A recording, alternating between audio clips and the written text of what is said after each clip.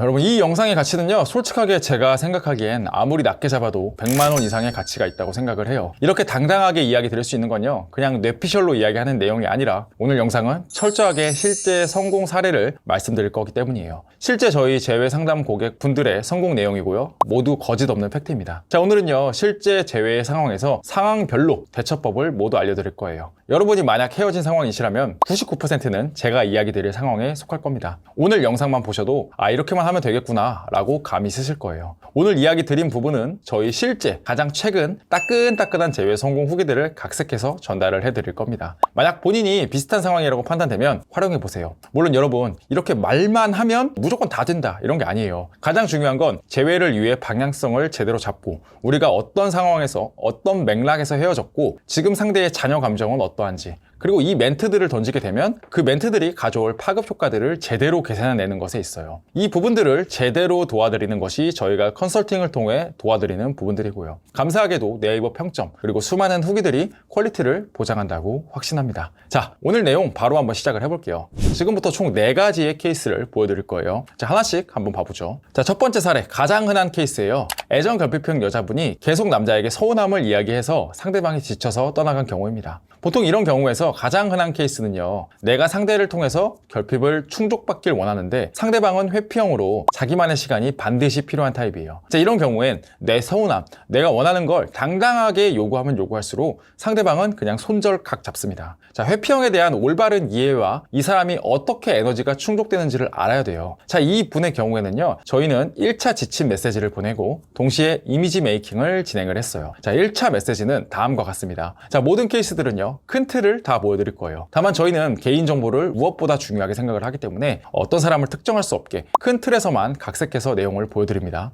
안녕 오빠 잘 지내? 내가 나중에 연락 주기로 했었는데 다시 생각해봤을 때 정말 마지막으로 전하고 싶은 말이 있어서 편지 형식으로 써봤어. 답장을 줬으면 하는 것도 아니고 그냥 오빠가 읽어주었으면 해서 적어봐. 전처럼 오빠만 나한테 맞춰서 희생하고 배려해주려고 하지 않아도 괜찮아. 부담감을 내려놓고 서로 맞춰가는 게 건강한 연애이니까. 그리고 나도 정말 생각 많이 해봤는데 그동안 내가 오빠한테 의지를 많이 했었던 것 같아. 아는 사람들과 모두 떨어진 타지에서 생활을 하는 것도 오빠가 내 옆에 있었기 때문에 버텨올 수 있었어. 근데 내가 오빠에게 기대면 기댈수록 오빠의 마음은 더 무겁고 지쳤을 수밖에 없을 것 같다라는 생각도 들더라. 나도 오빠랑 떨어져 있는 동안 혼자서 살아갈 수 있도록 연습도 많이 하고 노력도 많이 했어. 이제는 마냥 내가 오빠한테 의지한다기보다는 서로가 서로에게 의지하고 위로해줄 수 있는 그런 관계가 되고 싶어.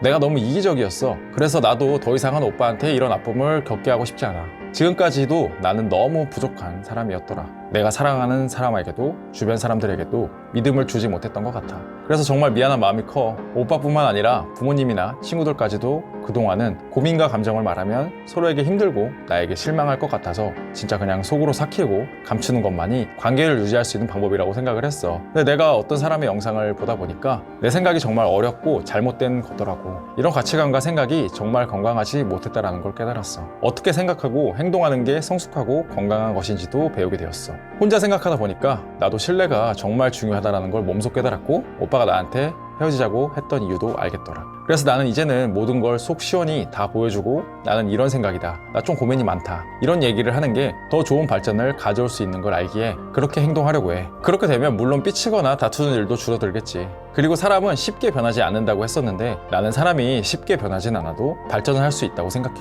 나도 나 스스로 발전하려고 노력할 거야. 정말 많은 생각을 했고 이젠 나도 저번처럼 감정적이지 않고 이성적으로 한번 생각해 보려고. 내가 그렇게 행동했던 것도 처음 겪는 일이기 때문에 내 감정이 뭔지 어떻게 행동해야 할지도 모른 채 섣불리 판단하고 행해서라고 생각해. 근데 이젠 알 것 같더라. 어떻게 해야 하는지도 알고 왜 그런 행동을 했는지도 스스로 깨닫기 위해 노력했고 다신 실수를 반복 안 할 자신도 있어. 오빠 보고 믿어달라고 얘기는 안 할게. 신뢰와 믿음이란 게 쉽게 다시 만들어지는 게 아니니까. 근데 그냥 지켜봐 줬으면 해. 있지 오빠, 나는 사랑의 기쁨, 연애의 본질을 오빠와 함께여서 배우게 되었고 행복했어. 그래서 나는 이전보다 건강하고 성숙한 사랑을 나누고 싶어. 오빠 마음이 편할 때 답장 줘. 잘 지내. 나도 잘 지내볼게. 자, 생략은 되었지만 큰 틀을 모두 보여드렸고요. 정확히 이렇게 보냄과 동시에 3시간 만에 이미지 메이킹 방법 역시 병행해서 진행을 했죠. 자, 그 결과 상대에게 먼저 다시 잘해보자라고 연락이 왔습니다. 당연히 제외는 성공했었고요. 지금도 여전히 잘 만나고 있습니다. 자, 여러분 다음 케이스를 한번 봐보죠. 해보죠. 이번엔 내담자분께서 상대방에게 거짓말을 해서 헤어지게 된 경우예요. 보통 이런 경우는요, 첫 번째 케이스는 완전히 반대입니다. 상대방이 오히려 애정 결핍 성향이 있기 때문에 상대는 나를 통해서 그 애정을 채우려고 합니다. 반면 이렇게 되면요, 오히려 역으로 우리가 쉴 공간, 나만의 시간이 필요하거든요. 참 되게 오묘하죠, 사랑이란 게. 이런 식으로 연애 패턴에 따라서 내 포지션이 달라집니다. 자, 그렇기 때문에 이 성향 자체에 대한 이해도가 매우 높아야 제대로 방향을 설계할 수 있어요. 자, 저희는 1차 메시지를 상대에게 약간의 공포심 아닌 공포심을 자극해주는 방법으로 설계를 했습니다. 자, 메시지 한번 봐보시죠. 오빠 잘 지냈지? 이 톡은 오빠를 붙잡으려고 보내는 게 아니야. 내가 봐도 마지막에 보여준 내 모습이 진심으로 제대로 표현하지 못한 것 같아서 보내는 마지막 편지니까 편안한 마음으로 읽어줬으면 좋겠어. 그동안 정말 나와 연애하느라 고마웠고 고생했어. 오빠는 항상 이성적이고 논리적이게 판단하는 사람이고 나를 항상 배려해주고 존중해주며 나 자체를 맞춰주는 사람이었어. 그만큼 오빠는 정말 나에게 가치 있는 사람이었어. 이번에 헤어지고 나서 처음으로 나를 곰곰이 돌아보는 시간을 가졌어. 나도 오빠에게 항상 최선을 다하려고 노력을 했고 오빠를 존중하고 있는 그대로를 인정하고 배려하며 우리 사이의 신뢰와 믿음을 깨지 않으려고 행동했던 것 같아. 하지만 그래도 오빠가 헤어짐을 결정하고 선택한 건 어디까지나 오빠 입장에서도 오빠가 앞으로를 더 잘 살아가기 위해서라는 생각이 들어. 그렇기 때문에 오빠가 내린 그 이별과 헤어짐이라는 결정을 이제는 정말로 진심으로 존중해주고 싶고 오빠가 누구보다 행복한 삶을 살았으면 좋겠어. 다만 그래도 한 번씩 서로 어떻게 지내는지 정도는 안부차 인사 정도는 하는 사이로 남았으면 해. 나도 지금보다 더 성숙해지고 성장해 나가는 모습들을 또 오빠에게 조금이라도 더 보여주고 싶은 마음이 들거든. 자, 상대에게 매달리듯 이야기하는 게 아니라 오히려 우리 쪽에서 조금 더 담담하게 간 겁니다. 다시 한번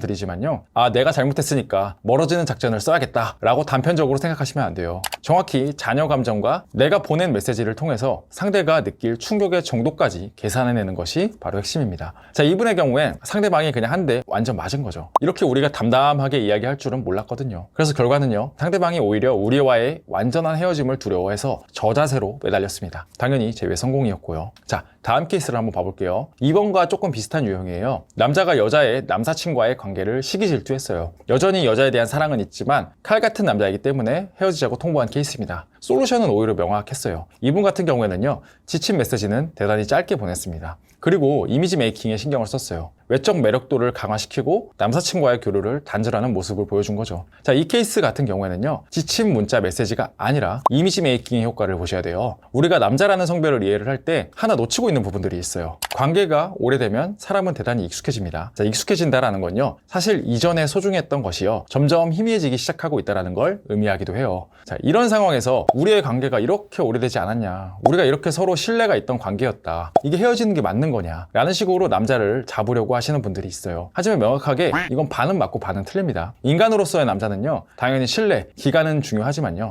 동물로서의 남자는 자극에 반응하거든요. 서로가 꽤 오래 만났다는 건요, 그만큼 내가 주는 자극도가 상대에게는 이제는 더 이상 어떠한 효과가 없다라는 것을 이야기하기도 합니다. 바로 여기에서 우리가 새로운 자극을 주는 거죠. 가장 쉬운 것이 외적인 느낌이겠죠. 자, 이 부분에서 상대는 기존과 다른 완전히 다른 충격을 느낍니다. 너무 가까우면 가벼운 변화만으로도 대단히 크게 달라졌다고 생각하는 것이 인간이거든요. 바로 여기서 역설적이게도 이 사람을 놓치면 안 돼 와 같은 감정이 나옵니다. 바로 이 감정을 이용해서 우리는 재회에 성공한 거죠. 자, 그렇기 때문에 재회 상황에 따라서는요, 이미지 메이킹이 가장 중요한 경우도 있습니다. 그 느낌을 제대로 파악하는 것이 중요하죠.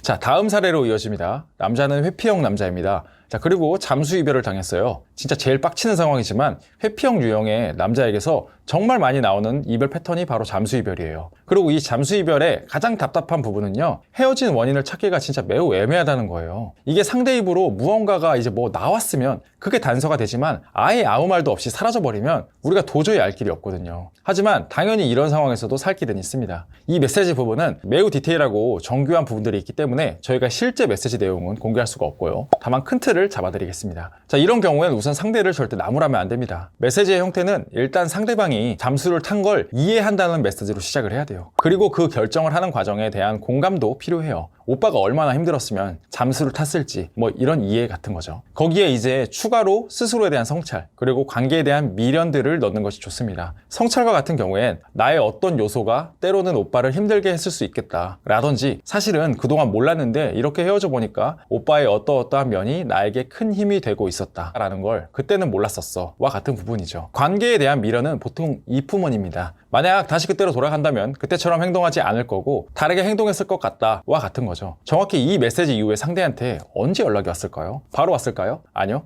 네, 무려 58일 뒤에 연락이 왔고 제외에 성공했습니다. 그리고 최근에는 결혼까지 준비 중이시라고 들었습니다. 자, 많은 사람들이 58일이나 기다린다고? 네, 이렇게 생각을 할 수가 있어요. 그런데 이 재회를 생각하는 분들은요, 그만큼 자신의 삶 속에서 그 상대방이 소중하고 고마운 사람이었다는 걸 이해하셔야 돼요. 우리가 그냥 헤어졌다고 재회 컨설팅을 받고 기다리는 사람은 없어요. 상대가 정말 그만한 사람이고 나에게 그 정도 가치가 있는 사람이기에 기다릴 수 있는 거예요. 자, 소중한 것이 있다면 그걸 지키고 싶은 것이 사람이라면 당연히 느끼는 욕구입니다. 오늘은요, 총 4가지의 재회 성공 사례를 보여드렸는데요. 이 재회 상황에서 제가 꼭 내담자분들에게 이야기하는 것이 있어요. 가장 중요한 건 우리가 후회하지 않는 것이어야 된다라는 부분이에요. 정말 생각이 나고 괜찮은 사람이라는 생각이 든다면 설사 결과가 좋지 않더라도 본인이 할 수 있는 걸 하는 거죠. 그래야 후회가 안 남아요. 계속 마음속에 있지만 자존심 때문에 아니면 정말 상대가 단호해서 이런 것들은 사실 계속 본인 스스로 후련한 상황을 만들지 못하는 거거든요. 후회가 없어야 우리가 우리의 삶을 제대로 다시 살아갈 수 있습니다. 자, 이런 부분에서 디테일하고 정교한 도움이 필요하시다면 저희 세션을 찾아주시고요. 오늘 영상이 힘들어하시는 모든 분들에게 도움이 되셨으면 좋겠습니다. 네, 오늘 영상은 여기까지고요. 오늘 영상이 도움이 되셨다면요, 구독, 좋아요, 그리고 알람 설정, 그리고 댓글까지 꼭 한번 부탁드리겠습니다. 감사합니다.